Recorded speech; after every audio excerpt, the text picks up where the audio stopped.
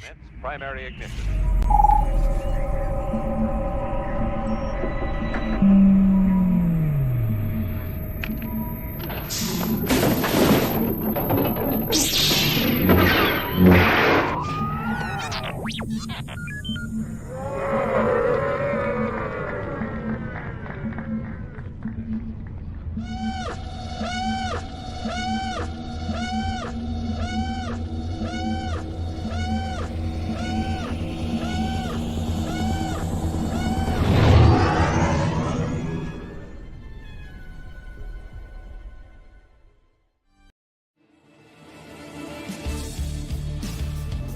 Hi, this is author Timothy Zahn. You're listening to Virtual Cantina Network.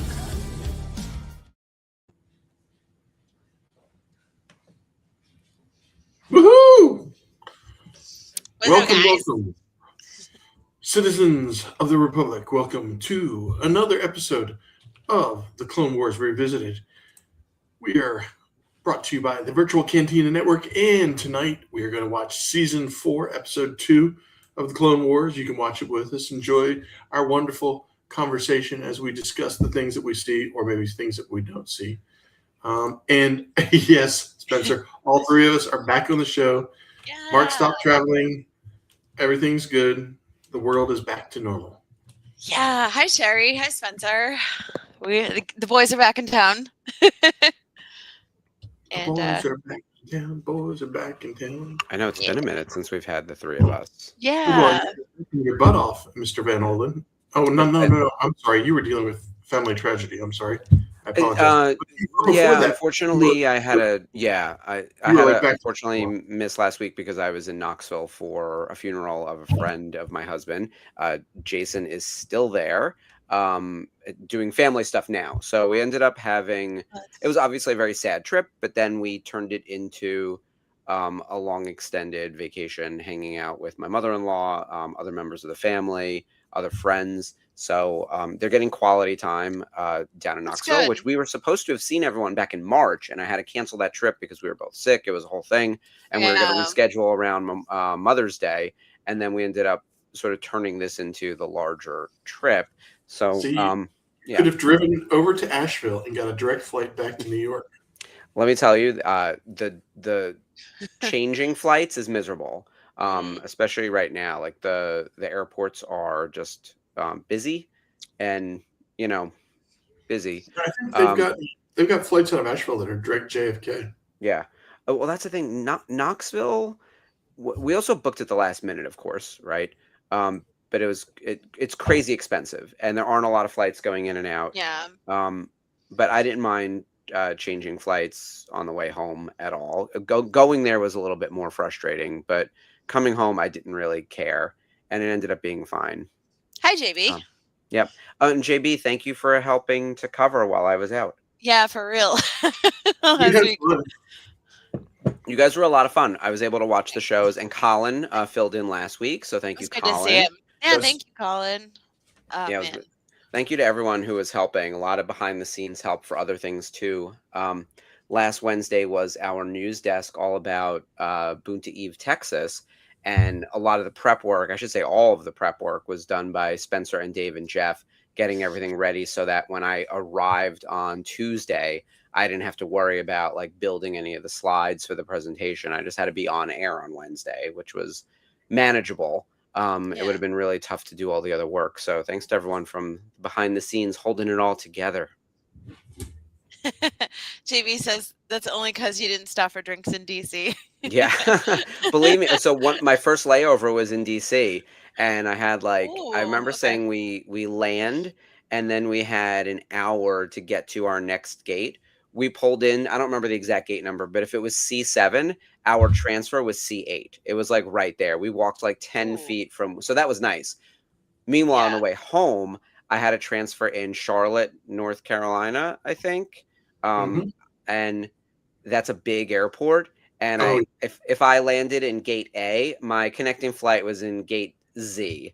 It was as far as humanly possible. Brutal. I could have walked to New York. You probably came in on the E terminal and then had to go over to A or B. Yeah. It was far. I got my steps in, that's for sure. And that airport is enormous. And every time I go through it, which has only been a few times, it's always been to transfer. And all I can think of is like, how are people arriving? How are people who have a mobility issue or are cutting it really close with their connecting flights making it on time and not They getting don't left behind? care. They don't think of anything of that. They just, time is money for them, and they could care less. Yeah. Could not care less. But Meanwhile, this Jeff, profile picture of Jeff, every I time I love see it. it, is so funny. Jeff, I thank you love so much for your help last week. You rock. I think he was stoned. in this photo, very fitting. Oh yeah, happy 420, everyone. Yeah, speaking of I being realize stoned. not everyone might be partaking, but it is legal in so many places now that there are legitimate like social media events about celebrating the holiday. So that's exciting. Yeah, today is also Marathon Monday here in Massachusetts, Patriots Ooh. Day, Boston, one Boston Monday, as we call it here. Yep. I know a couple people who ran the marathon, absolute warriors. So congrats to them. Congrats to everybody who ran. Yeah, just it's a good time here. We celebrate it every year in Massachusetts, but the last 13 years we've had a good reason to celebrate. Yeah, I was gonna say the Boston remember, Strong. Like, yeah. So that's going on today. Yeah, I'm gonna put up the happy 420. Yeah, thanks, Eric. That's awesome. Geek Ledger, hey, what's going on, dude? Spencer, we are glad you're back and we're able to be here for the announcements. Oh my God, like VIP is already sold out, you guys, for Boonta Eve, Texas. Crazy. I can't tell you. Like, we were doing the show live, obviously, and sometimes things happen and you're like, well, that can't be right. But it was a moment, let me tell you. So for anyone who might have missed the Saturday presentation, not Saturday, the Wednesday presentation of the news desk. We usually do news desks on Saturday. This one was really special. We had the boys from Rebel Scum on with us. We talked a little bit about the Rebel Scum Con convention itself, and then we got into all the details around Boonta Eve. And it was crazy, like the amount of information that we revealed. Like these are the details that I think a lot of people knew already. The stuff that's up here. The date is Friday, August 7th. It starts at 8 p.m. We're going to be at the Revel, which is the same location we had it last year. Skip, you are our line manager. You know what that place was great, right? Yeah, it actually was a really good location. Yeah, I thought it was a lot of fun. There's going to be celebrity meet and greets. We're playing Sabak. There's going to be live band karaoke. And of course, you can order drinks from the bar and food from their full kitchen. So it's a time, let me tell you. But the point of the show, the reason we all got on here on Wednesday, and we had booked this a while ago, so I was glad I was able to make it back in time. We were revealing our guest list for the show, and oh man, is it a guest list? I mean, look at these names. These are people that would otherwise be at like a regular convention. Like we really upped the ante, I think, with the talent we're bringing in this year. I'm so pleased with this lineup. Yeah, Kirk Thatcher is like a legend in the industry between like Muppets and Star Wars and other like Lucasfilm projects and things like that. So love him. And we've got our ladies of Leia. Yes, are you like Lee. flipping out? I am so flipping out. Like I want to live vicariously through everybody on this trip because obviously I cannot be there. But we have Misty Lee, we have our girl Anna Graves, Julie Dolan. I love it. The cool and badass Aunt Baru, Sarah. Yes, Baru crew. Love this. Come through. Yeah. So go live. Let me live vicariously through you. Say hi to my girls. Say hi to Tamara Carlson Woodard. I love her. Extremely talented woman. Lauren Vogt too. It's like, so cool. So very cool. It's going to be a lot of fun at the show. And just want to remind everyone, our sponsor, NH LASIK Associates. So thank you so much for sponsoring Boonta Eve. Boonta Eve Texas 2, as they're calling it, the Electric Boogaloo. So if you do know that reference, you might be in need of some LASIK. Sure. This will help improve your sharpshooting, as it were. But yeah, what a day to come back. It was like, hey guys, we are ready. And we've been planning this behind the scenes for so long. I mean, Ashley and Skip know. For anyone else in the chat, some of you might know because you're VCNers like working on stuff, and some of you are not involved in the planning but will be there. Just know that a lot of care and love and attention went into this, and we're so excited to finally be able to share the news, because we were so worried about something leaking, right? That's always the thing that makes me concerned, is like, what if people found out that we were bringing all these Leias beforehand and it ruins the surprise? Like, that makes me crazy. Yeah, guys, FYI, tickets are 50% capacity, sold out almost, so don't miss out. The FOMO is real, trust me. This is year 2 if FOMO is real. So make sure you go, say hi to the ladies of Leia, say hi to Bonnie, badass Bonnie. We love her so much. And yeah, they pretty much start planning these events right when this year's is done. They're already in the cahoots for next year. So yeah. Well, we have 4 things happening at the same time. There's Texas 26, LA 26, Texas 26, Texas 27, and Celebration LA 27 that are all sort of triangulated. And then another thing on the side that I can't talk about yet. But like, in order to make that happen, you kind of have to look at who you could bring to each event, which makes sense. Like, 'cause you don't want to bring, if you have 4 events, you don't want to bring the same person to any of those 4. So you have to figure out what makes the most sense for the timing, who's available when, all that kind of stuff. And so what people joke sometimes, like, why is Spencer constantly talking about LA, Boonta Eve 2027 in Los Angeles? And it's like, because we're doing it in tandem with Texas 26. Like, they work together. And honestly, it's not that far off. It's a year away, which is crazy. I know. We've been. Well, I get a text message from Spencer. Sold out VIP tickets in 20 minutes. And at this point in time, I hadn't heard when Celebration tickets were on sale. And I thought, oh shit, I missed it. Oh. And then I realized he was talking about Rebel Scum. Oh, that's like when he. So I'm gonna call out Spencer right now because I know he's in the chat. Every now and then you'll have a conversation with him, and he'll say the first name of someone, and I'm like, I need you to say the whole name of the person you're talking about because I don't know what you're saying. So it's the not complete information in the text. And I was like, oh, fuck. Yeah.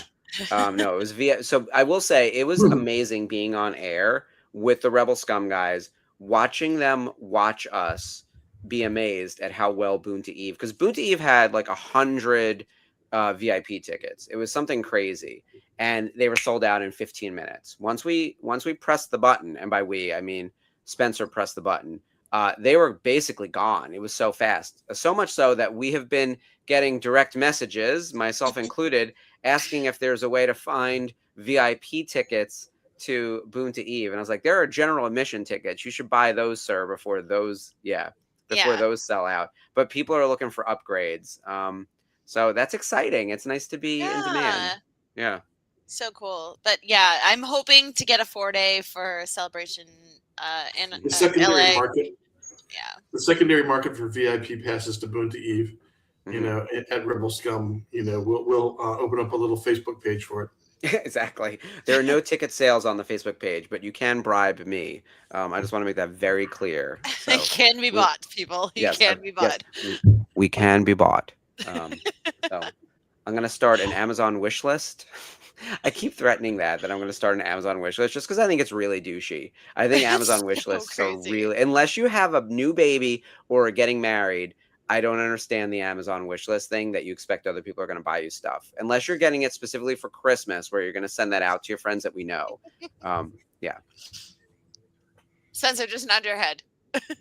Spencer, you press everybody's buttons. That's what Eric says. Meanwhile, so that was last week's news, right? Yeah. The big news this week was everything coming out of CinemaCon over the past week. Did you guys see anything interesting? Any trailers? No trailers other than Mando Grogu, popcorn stuff, Masters of the Universe, giant sword cup. Oh my god, the sword cup and the battle cat. Mark, I sent that to you immediately. I was like, Mark, you need this. If you think I didn't already know about that, but thank you. I appreciate You're that. welcome. Multiple I people figured have you told would, me. but I wanted to Mhm. cover all my bases, As I walk around with every piece of merch for this fucking movie, it's gonna including be the you have to. muscles.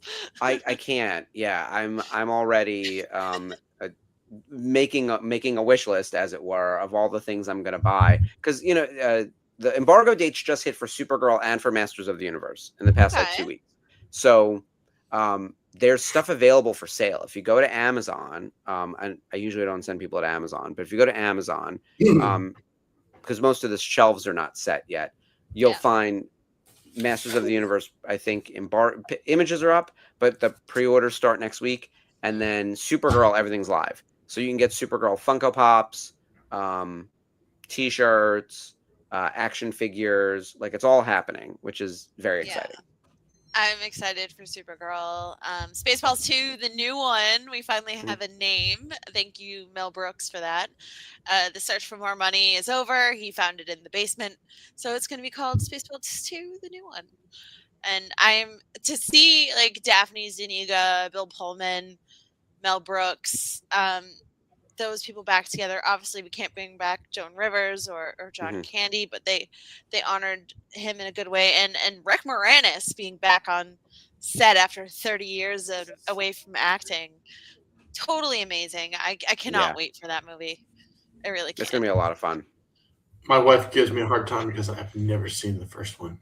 Skip, you would laugh so hard. I'm telling you. Just See, I've well, here's seen, the thing. And my wife yeah, knows this. I don't like Dumber and Dumber. yeah. I just can't get into it. That kind of level of humor just doesn't work on me. I understand. So I don't know that I would. I get all that. Everybody's like, "Oh, you got to see it. You're such a huge Star Wars fan." I'm like, yeah, I don't think so. Well, like I said, that was what I saw before I saw Star Wars. So I honestly, that was my first exposure to Star Wars, and I got to visit Star Wars mega collector Gus Lopez's collection, and he had a lot of stuff from Spaceballs, like props, on in his collection, like a few pieces, and it was really cool. So it's things you don't like expect to see, but yeah, it's cool. But I did oh, go right ahead. before I got here. Yeah, I was for Sherry because Sherry is a Hallmark fan like myself. And somewhere along the line, I turned her on to that. She'll know about this. But Bridget turned me on to Chinese Hallmark. And The Pursuit of Jade. You can watch it on Netflix if you're into the rom-coms. An interesting watch. You got to do a lot of reading. And damn, and here's the problem. The Chinese speak really freaking fast. So sometimes you got to be really quick with your reading, and I have to go up, stop, go back. What was that subtitle? I missed that subtitle. And you should put up the whole, give you time to read. That's yeah. I mean, they're fast. They're like, and that goes through English like that. But it's really cool. I'm a fast talker, so I understand. It's set in what did I call it before? It wasn't medieval. Feudal Chinese, and so it's really cool. It's kind of like the typical stuff. The infamous warrior, who's a general of the armies, gets injured, and the woman finds her in the snow in a little town, and she brings him in, and he's very injured, and she nurses him back to health, and then her mother and father, and there's a lot of mystery in that. This is like season 1, and it's 40 episodes, so it's a good long run. Oh yeah. Yeah, they're like 30. I didn't look exactly, but they're like 30-35 minute episodes, and there's 40 of them. Wow. And we don't get that anymore. That's like a miracle. Yeah, and as I was saying earlier before the show is these are some of the prettiest human beings I've ever seen on the show. It's like not only the women are really good, but the men are really good looking. It's like, holy shit. I never looked that good. And my face was never that pretty. Skincare has never been better across the board. It's wild. Yeah. And it was like when we were in Japan, I kept looking at these people going around, and I'm going, I'm sure that person is 25 or 30, but they look like they're 12 while you're in Japan. I mean, everybody's skin is in spectacular shape. Yeah, I want their skincare routine. Mm-hmm. And Please. I think Very- everyone knows now not to go in the sun. I think that's a big part of it too. Everyone stops smoking and people don't go in the sun. Those are like the two big things. Yep, and that's what I do. Yeah. I'm indoors Yeah, all same. day. I'm a vampire. So Sherry, I watched Sherry's the end of watching The Pit. The Pit. Ooh, I watched need the end to of watch it. that. So Yeah, I a saw little the bit season behind. finale as it came out. I'm That's hearing awesome. great things. It's on my list. A very intense and very well written show. This past weekend, there was also the finale of RuPaul's Drag Race. So that just ended, which I don't love reality TV, but I do love Drag Race. And it was overall a good season. My favorite queen was actually eliminated, which was really disappointing. But the woman the queen who won, was my second favorite of the season. So her being the winner was a good thing.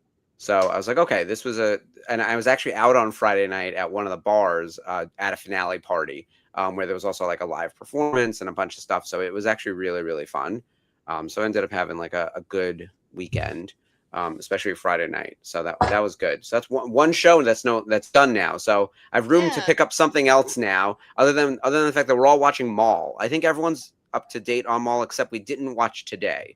Yeah, So we're not caught up episode on the new 4, episodes, so which we we'll couldn't keep talk it about anyway. We can't talk about anyway. Yeah. spoiler free. I did get myself all caught up on Monarch. Have you seen that? That's that's an intense and a cool show as well. Yeah, So I we love got the Monarch. I'm Russells. just waiting to binge it. Yeah. Kurt Russell and his son, Wyatt Russell. Wyatt Russell playing the same part at different ages. That's It's really wild. cool. Love that. Yeah, Wyatt Russell was the best part of season 1, hands down. I'm still saying, I go on record that the trio of them in the past. So Wyatt Russell, the guy who eventually becomes John Goodman. Oh my God, I did that last time too. John Goodman, and then the woman. The three of them are the most compelling characters in the whole series. And if we just followed them in the past about whatever adventures they're on, learning about the Titans, I would just watch that show. I don't even need the time travel and all the back and forth and all that nonsense because I love them, the three of them. Yeah, JB's on board with us. That's a great show. Yeah, JB, you and I have to catch up. But yeah, I do have room for a new show now. But let's talk Mall real quick. So we've made it through the first 4. I hope everyone is watching the after show on Tuesday nights. Obviously, there's new episodes of the actual Mall show happening today, but our VCN after show is on tomorrow night. So John and Bryce and Mike will be on, and I'm hearing there's a very special guest star with Jason Barnes, so he'll be joining them to talk about episodes 5 and 6. JB, put in the chat like what you thought of 5 and 6 if you've seen it yet, because I'm hearing they're stellar. I thought 1, 2, 3, and 4 were great, so I'm curious to see how 5 and 6 are. Yeah. What did you like best about it, Skip? Where this storyline is going? I left off on episode 4. Obviously, I haven't watched episode 5, but like I'm so intrigued. And somebody had mentioned this on YouTube or like an Instagram reel that I was looking at. But when Devin force pushes Maul as he's attacking her, you see like a green flash leave his body, and I couldn't help but be like, is this like one of the 9 lives of the Night Sisters just leaving his body? So, because it was just like a really quick, like bright green flash, and I'm not sure if I didn't it's notice an animation thing, but you really have to slow it down and like pause it like repeatedly to see it. And it was crazy. I'm like, oh, that's interesting. I wonder why that is. Yeah, it's weird. So yeah, but all in all, like, such a crazy episode. Really feeling kind of sad for Riley and his dad's like obsession with being a cop on this planet, and just going after Maul and solving that mystery, and just it makes me sad. Like I want more for the kid. Oh, of course. Well, look, I think we're going to have to find out that the cop dad is not as one-dimensional as he will first be introduced as, and he's going to have to bridge that gap with the son. That feels like a very basic lesson, but a good teachable moment. I'm glad to hear JB. JB says he loved episodes 5 and 6. The intensity and the stakes were turned up to an 11. How can it Ooh, get crazier? I mean, that yeah, lightsaber fight between Maul, what's her name, and the Jedi. Devin. I don't know when. Yeah, and I don't know any of the names yet. And her master Yeah, was Daki. intense. Yeah. Intense. Oh my gosh. Yeah. I love this series. And I'm so glad they're already picked up for season 2 because I'd just be sitting there by now being like, we need a season 2. This is too much for too little. So Yes. yeah, I'm really excited about that. Well, what are you liking about it so far, Skip? What's your favorite parts? Oh, I just the film noir kind of like old Hollywood feel that it's got Yeah. to its animation is really stroking the fires for me. I'm liking the way they handle his saber, which also adds to a flavor of instability or lack of stability for Amal, which he always is kind of like a little schizo in his character as well. Um, the new characters, the delving into the storyline that hasn't been seen that much, which is we've got the rebels, which is like towards the end of the Empire's reign, and and then we've seen the whole lead up to um, Anakin becoming Darth Vader. But this is really a kind of fresh, fresh Empire type thing. The only thing we've ever seen close to it was the Bad Batch. You know, Agreed. they played around a little bit in that territory, but this has got that kind of cool feeling to it. I do like that grisly underbelly of common people being under the clearly about to be under the impression of the Empire, but they don't want to get the Empire involved. Kind of like how Ferrex was and Andor and Ord Mantell before the Empire got there. And just yeah, I love that feel. We don't want to get the Empire involved, but stuff's going down that's gonna catch their attention sooner or later. So Yeah, they're in a weird, precarious place that I almost feel like is a microcosm of what's going on in the rest of the galaxy. Because the Empire's not involved yet. So they're at the start of their conflict, kind of like the way the Clone Wars started, or right after the Clone Wars, where the Empire is being built. It's coming toward them. It's impending doom, and we can all see it because we also know the future, because the future in Star Wars has already happened for us, right? We don't necessarily yeah. know exactly what's going to happen in this story to every detail, but if we're applying what has happened everywhere else, nothing good is going to happen to this planet at all. Like as soon as the Empire arrives with the Star Destroyer, it's game over for them. They'll lose Agreed. all their freedoms. We saw it play out in Andor. We saw it play out throughout Rebels. We know what the world is like by the time you get to A New Hope. Is out of hope. The next 30 years or 20 years for these people, not great if the Empire shows up, for sure. For sure.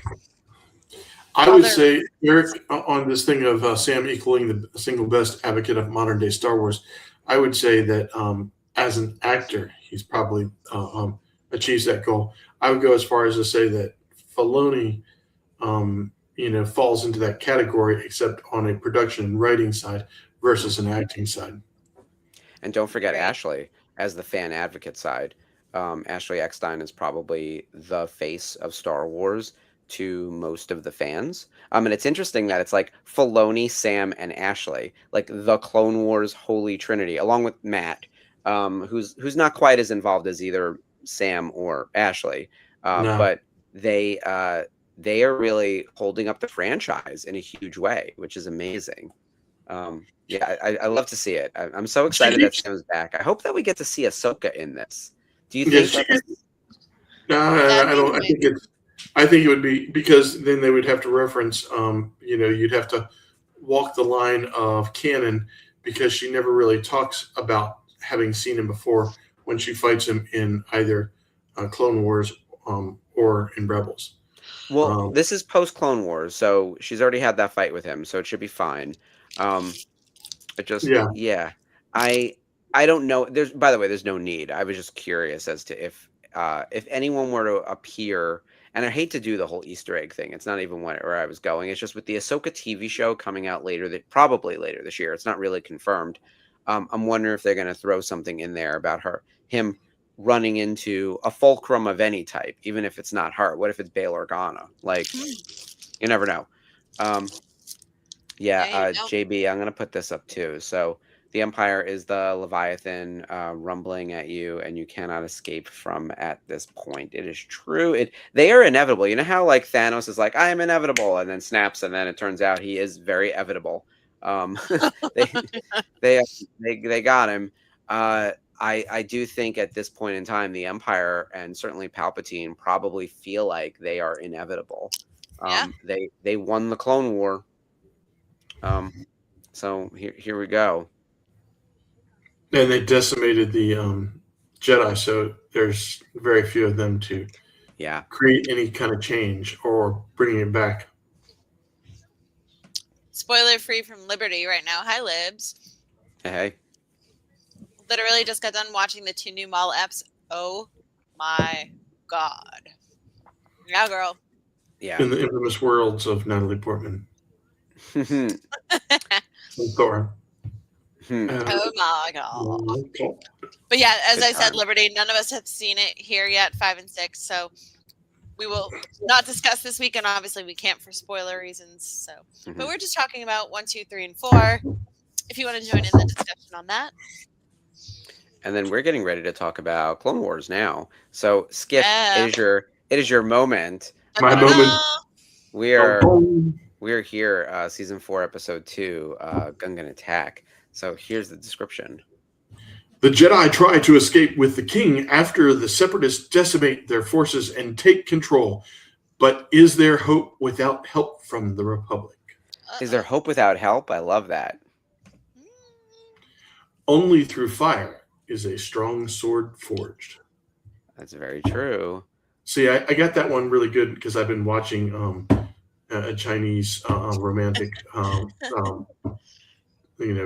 episode. What do they call it when you romance films? The time going back in time type of things. Oh, the time travel. And I kept on noting to Bridget, that there's this little town and it's in an area where it has a pretty hefty winter. There's lots of snow because it looks good, and they've got all these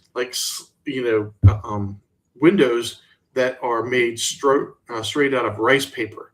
And I'm like, and they've got them open, and I'm like, my God, it's freezing because there's snow falling, and you've got your windows open. Close your windows, and how are they keeping these houses warm? Because you don't see any fireplaces, you just see lanterns. I'm like, yeah, that's not keeping anybody warm. No, of course not. Look, it's freezing in New York again. By the way, I thought summer was here. I pulled out every sleeveless shirt I own, and let me tell you, I wore my winter jacket today. So, climate change isn't just real; it is cruel. It is cruel and unusual punishment. I was so ready to transition from like seasonal affective disorder into body dysmorphia time period, and nope, not yet. No. We're not there yet. Nope. All right, let me cue up our countdown because we are ready to watch this episode. Everyone, right, get kids. your Disney Plus machines up and going. Season 4, episode 2, Gungan Attack. Here we go.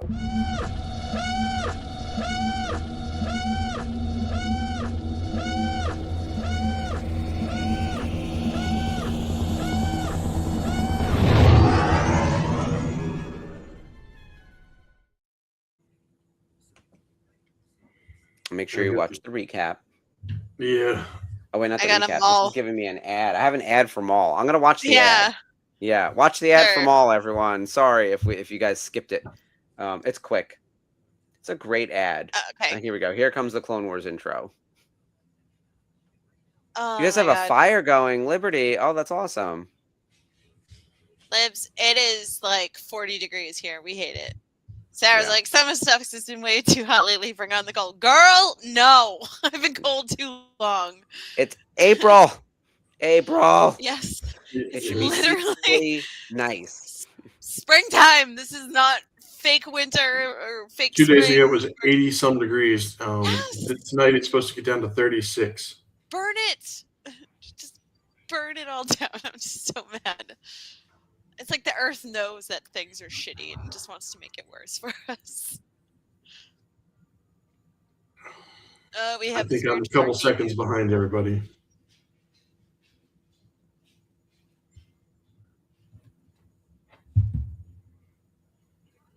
I like that we're seeing Count Dooku involved in this nonsense. And don't we get Akbar? He was in the Mhm. last one. Yep. Yeah. He was Yeah. great. So, I don't know if we get him in this episode or not. I think so. I'm pretty sure. Hi, ma'am. I will say, as a season opener, I don't think this 2-episode premiere is particularly strong. And honestly, it doesn't really do a lot for the season as a whole. Agreed. Like, it's fine. It would be a perfectly fine, like, 2-parter in any other sequence for Clone That's Wars. Like, it true. could be in any season at any time. But as a season premiere, it feels a little bit like a letdown, I'll be honest. Yeah. Like it's once again, it's like getting involved in other politics, like others like ruling class struggles, and Mhm. there's And look, Akbar. the Mon Cala are super important. Yeah. Obviously, Akbar was one of the major heroes in Return of the Jedi, but I don't think we needed a connective tissue situation in Gratis, Clone Wars. things like Yeah, that. Yeah. yeah, like it wasn't necessary here. You know, oh my God, hot kid Fisto, you're killing me, Sherry. Yeah, Sherry. Yeah, with his tendrils. Good Fisto. You know, I do. go ahead. No, I was gonna say I like their underwater spacesuits. Like those are cool. But that's not enough to carry the episode. What were you gonna say, Skip? You know, there is a backstory to oh shit, to I was just I could see his name in my what is with my brain lately. Our general here. Shit, now I've lost it. Is it a Jedi? No. One of the Our Mon Cala? Our Mon Cal general. What's his name? It's a trap.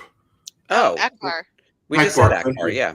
Yeah, I just said it, so it was like all of a sudden I said it and it disappeared into the ether. Well, I did that thing again. Remember, you didn't know Brad Pitt, and I couldn't believe that Brad Pitt was the answer, so my brain wouldn't even process him as a choice. Yeah. Yes. Yeah. Well, there's backstory to Akbar that he was forced to help engineer the Death Star under Tarkin. So you got to be careful about using. Now that's kind of it might be a little bit of Legends territory, but that's probably what it is. But then you put him on Mon Calamari, the Mount Cal, the planet, and you kind of go, okay, when does he disappear and goes off? Of course, also he's supposed to be he's part of the crew that developed the Nubulon, the B-wing, which we saw Hera. I was gonna say that's the only place I think B-wings have popped up are in Rebels. But one of the real aviation nerds like JB or Colin could confirm.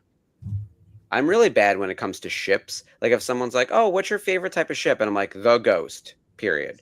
Like I got no schematic info or feelings, like strong feelings about an X-wing versus a TIE fighter. I think they're all kind of cool, but I am not like a gearhead, whether it's cars or ships or planes or any of that type of stuff. But such a big part of the Star Wars fandom is that you can get into like we actually probably need a show about like the ships of Star Wars. Although saying it out loud, someone's going to ask me to do it. I think that could be really fun though. And Skip, you're an aviation nerd. Do you have like a favorite ship? What's your favorite? The Falcon's always been my favorite. I do like the Ghost. I always had fantasies of flying around the universe in the Falcon because you can live in it and fly around in it. Yeah, it's a flying house. Unlike Luke flying around in an X-wing all the time and barely enough. You can't stand up, you can't do anything. Yeah. I mean, that's a car, whereas the Falcon is like a mobile home essentially, but the size of an apartment. The X-wing is the classic starfighter, but I actually kind of like the A-wing because it had greater speed. Mm-hmm. I really love the design of a TIE fighter, even though they don't have shields, and that's a problem. There's just something cool about that setup, and it just looks so intimidating when they're coming at you. But certainly, like the Ghost or whatever version of a freighter the Ghost is. I used to know the class of the Ghost. It's probably on my box over here somewhere. But like, I like that ship. I think It's a a cool looking Corellian. ship. It's a Corellian aircraft.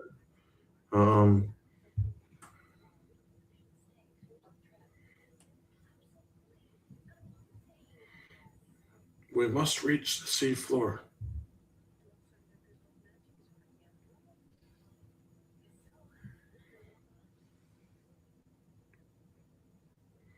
Grab a hold and away you go.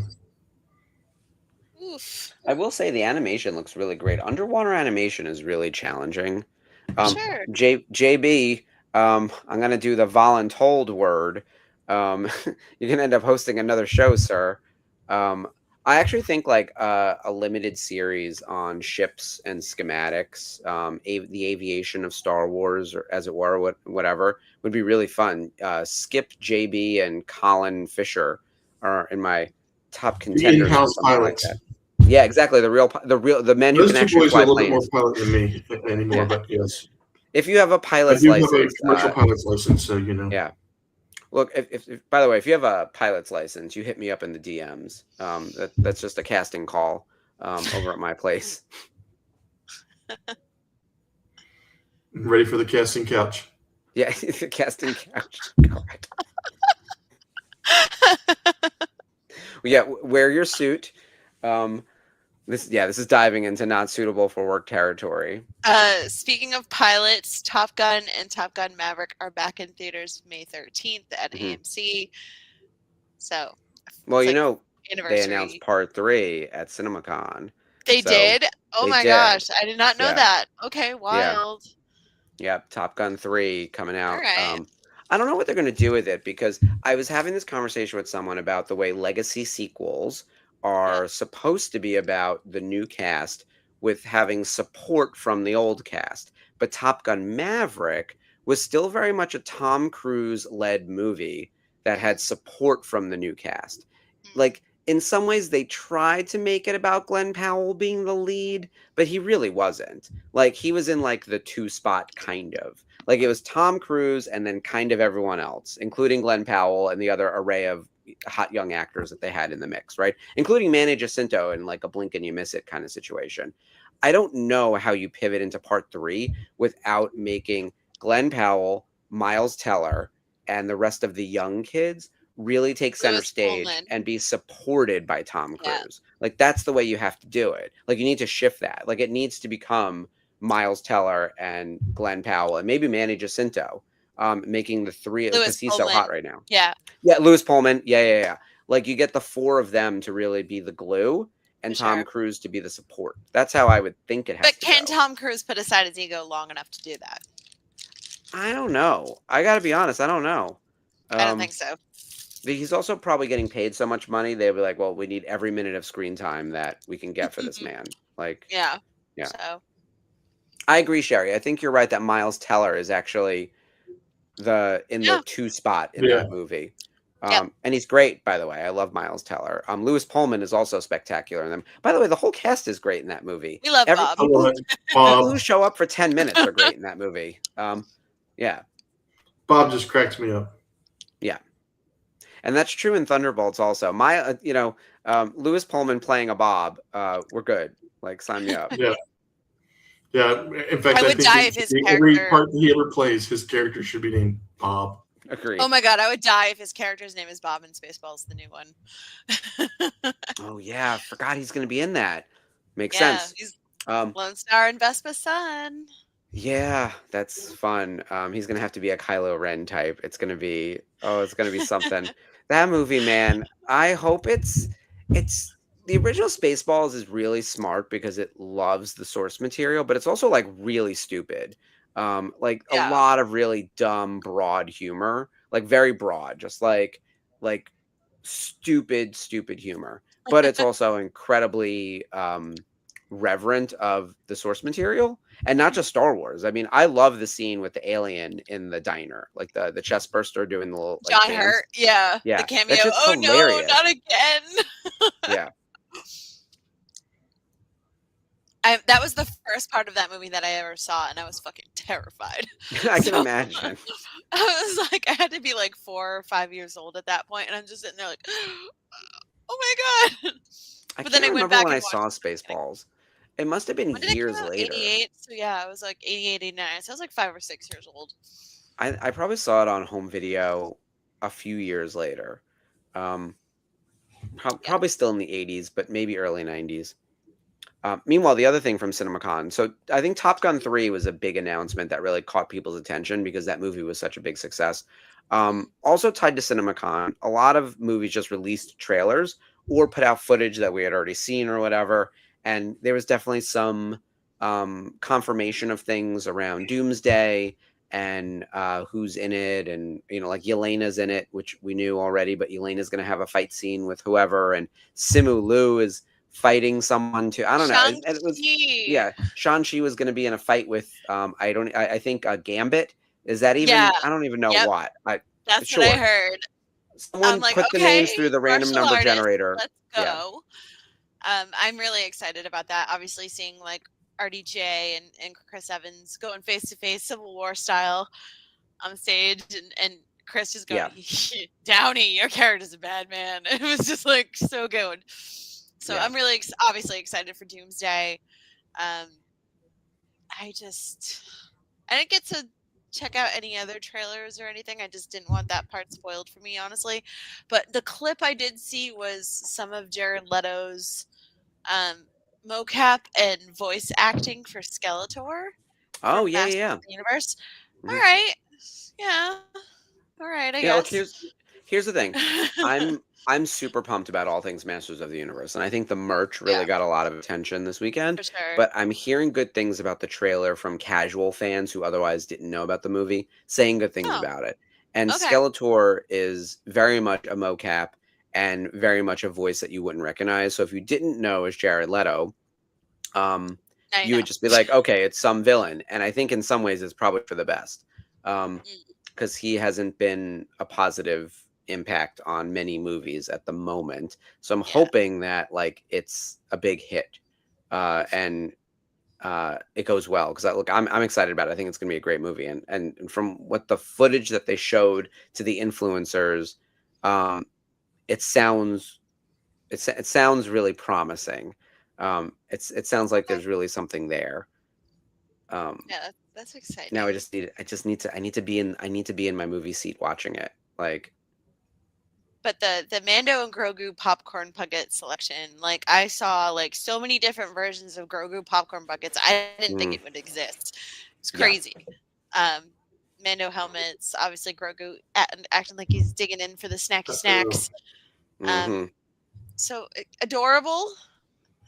And I was kind of hoping to get my like N1 Starfighter popcorn lid, but it's all good, I guess. Razor Crest popcorn bucket, whatever.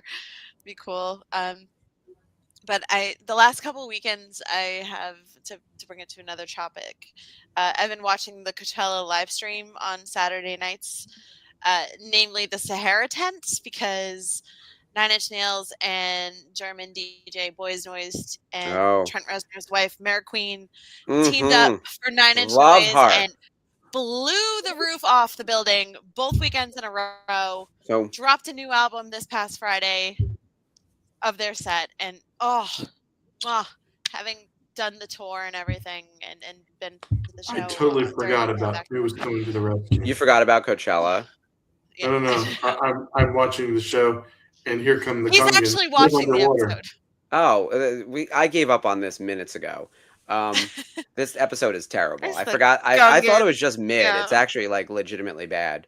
Well, but here come the Gungans, who are underwater breathers themselves too. Yeah. They're more amphibious. They can breathe air and. It's just weird. Coachella, real quick. So. Last weekend, when I was in Knoxville, it was Saturday night. Oh no, it was Lollapalooza. What am I saying? Was it Lollapalooza or Coachella? No, it was Coachella both Coachella because weekends. Yep. yeah, 9 Inch Noise. Noise, Yep. which I kept saying 9 Inch Boys, because it's 9 Inch Nails and Boys Noise, and I was like, no, that's not right. So That sounds a little yeah, no, I something. know I said it wrong the first 9 time. Inch But usually 9 Inch Boys. Nails and Boys Noise are two different bands, but they play together. And by the way, 9 Inch Yeah, Nails is Trent. that's what I heard.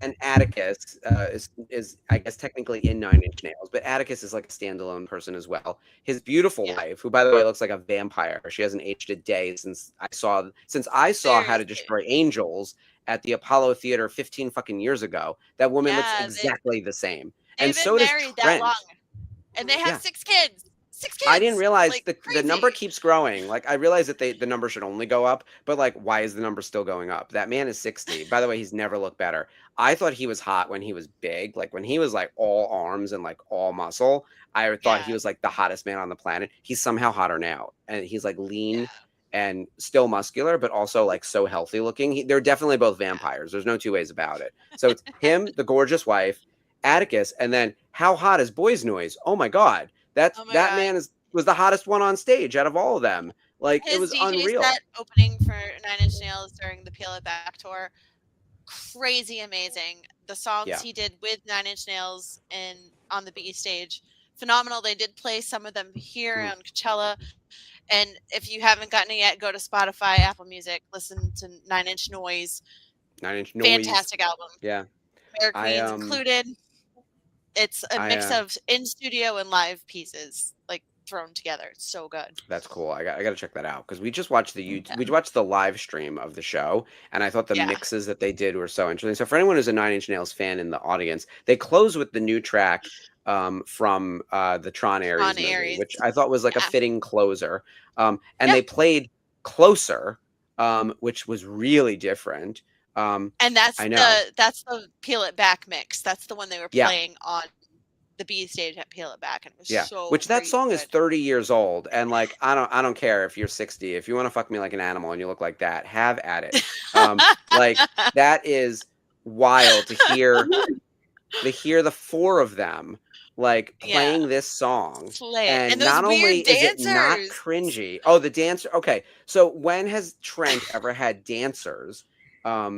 Like he does a lot of lighting, right? Like Trent's whole thing has become over the past however many years, lighting, video screens, projections. Yeah, the Lights in the Sky tour was the one that really sent it. When it was with Teeth, and then Lights in the Sky. Like those tours really started with the projections. How to Destroy Angels.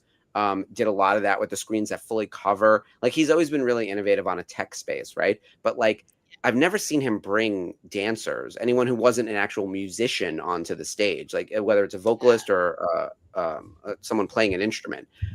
So this was wild to have those like weird dancers doing all sorts of zombie shit around them. Like it was so strange. And I guess someone on Threads had asked him if he had like dusted himself up. Like, did somebody do it for him, and does he do it himself? And he got off stage at Coachella and wrote, "I do it myself," to the response to this person's thing. And it's really him. It's like verified. Yeah, I believe it. And he's not big on social media, but he does sneaky Pete every now and then. So that was really funny. He picked a really interesting set of songs too, because like there's Year Zero stuff in there. Year Zero, like, yeah, there's a lot of Year Zero, which I thought was interesting. It's the 20th anniversary of it, so. I think it's around the time he met his wife, and also like politically we're in a very similar situation. So I think like Year Zero as an album probably is the most prescient of his stuff for today. Also, like how much of Downward Spiral is still relevant for him? Like he wasn't going to play Hurt at this show, but like he does that on tour. That's fine. Yeah, exactly. You have to. This was only a 45-minute set. By the way, I know we're on like a 9 Inch Nails tangent over here. It's because the episode's bad. Like that's Star Wars' fault. Like you can blame them for making this. This is. No, I kind of like this one. Are you Skip? Are you saying you like the Gungans? It's a very tense battle. And the space squid in the ocean, the robo squid. The robo squid is killing me. Well, the shark and Hot Kit Fisto. Hot Kit Fisto.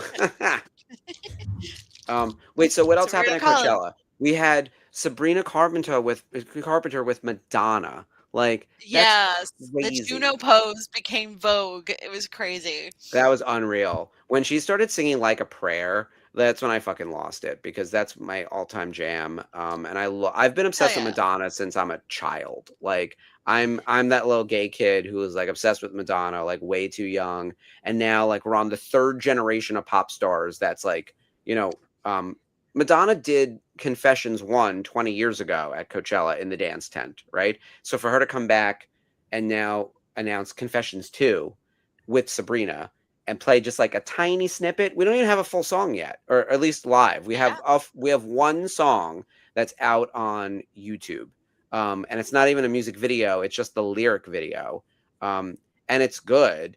But I'm waiting for this album. I am like ready to go. Absolutely. I'm really curious to see what she does next. But I heard her outfit is missing. What outfit? Her outfit from Coachella, it's missing. Where'd it go? And it was that's what I'm saying. I'm like, I mean, I guess what that's the definition of happened? missing, right? We don't know where it went, but like, yeah, Yeah. that's messed up. It's crazy. So that's something they're trying to figure out now, but Oh boy. oof. And that was like, those are singular pieces. They're not bought off the rack. Yeah, Confessions 2, Sarah. Let's go. Confessions was a banger. I mean, that had Hung Up and Sorry and Jump, and that tour was just one of my all-time favorites. Whew. Yeah.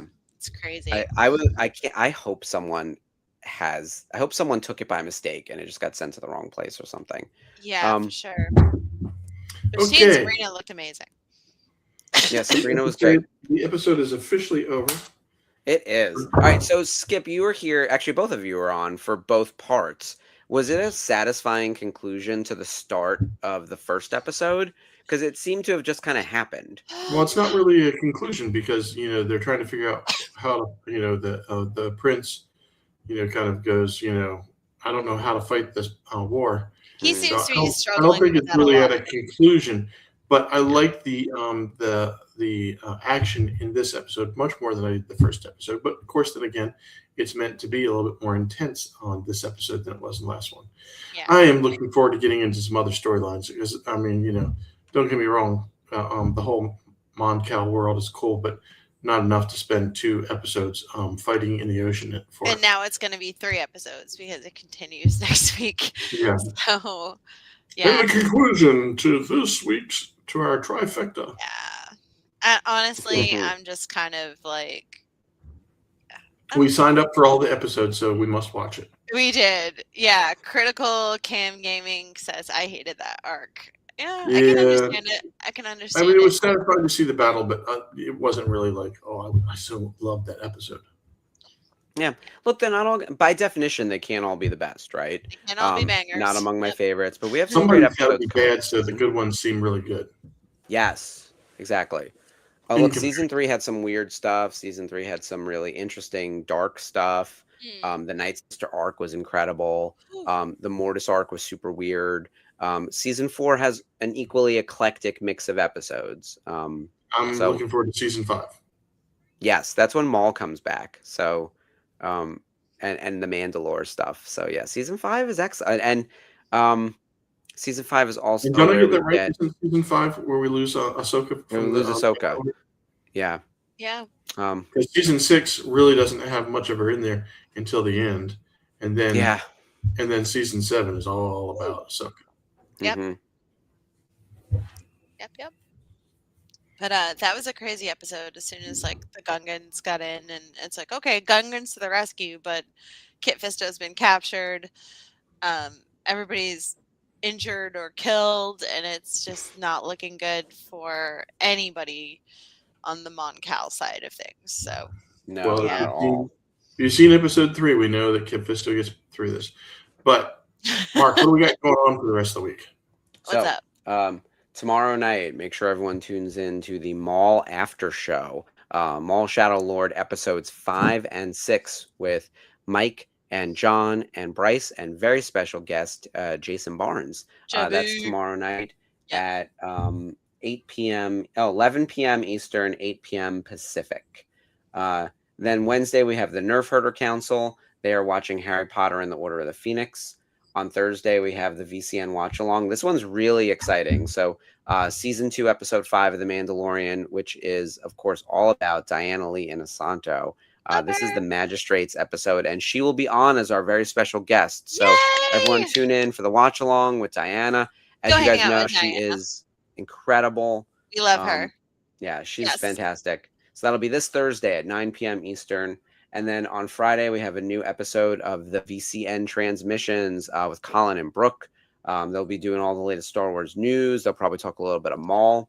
And then on Sunday, a brand new episode of The Unifying Force with Dave and Geo and Kat. I don't know what they're covering this week, but I think it is Mando related in getting ready for the movie. Because as Skip said, we are about a month out. Isn't that crazy? 30 days exactly. So crazy. It is April 20th, and then May 20th is when it comes out. I hope Gio can get back on. His account has been hacked, so... Yeah. Oh, yeah. If anyone sees a weird message from Gio, do not engage. He is currently hacked. And so people are working behind the scenes to try to help him out. So if you get a strange message from him, that's the reason. Yeah. I got some of that, and I thought, Gio's into some weird stuff. And then he threw up that, hey, I've been hacked, and they immediately deleted his message. And I caught it. And so then I said to him, what's your favorite Star Wars character? And immediately they stopped talking to me.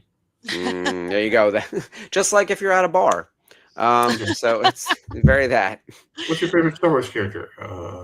Yeah, we're done. Yeah. It's a good litmus test. If people engage with you on that, they are keepers, let me tell you. True story.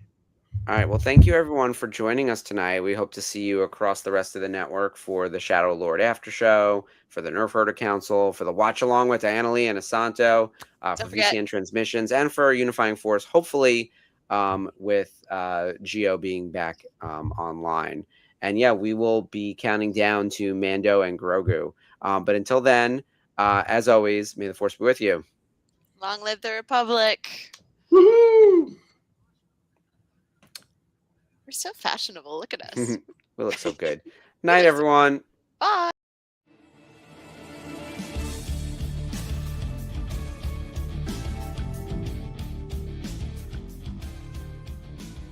Hello there. Hi, I'm Mark Connell. I'm the Director of Programming at the Virtual Cantina Network, and I'm here with James Arnold Taylor, the voice of Obi-Wan Kenobi. Obi-Wan Kenobi. Yes, I know that one well. I have the high ground if I do. Wait, yes. Thank you. Now I have the high ground. And you are watching Clone Wars Revisited. This is the show you're looking for.